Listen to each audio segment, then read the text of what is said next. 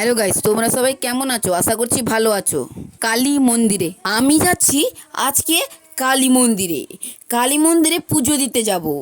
তোমাদেরকে গিয়ে ভিডিওটা করলাম কালী মন্দিরে পৌঁছে। কালী মন্দিরে আজকে আমি এসেছি সন্ধ্যার সময় সন্ধ্যা আরতি দেখার জন্য। এই কালী মন্দিরটা হচ্ছে আমাদের সারা হাটপোদারি কালী মন্দির।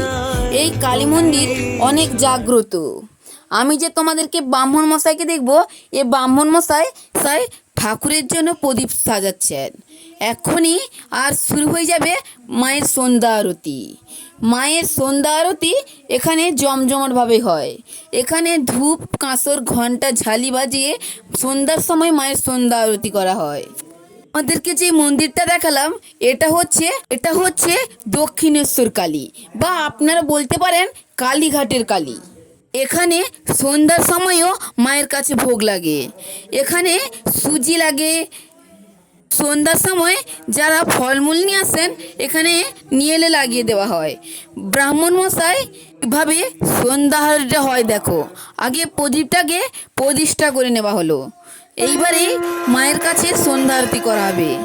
এখানে কারেন্টের কাঁসর ঝালি ঘন্টা একসঙ্গে বাজার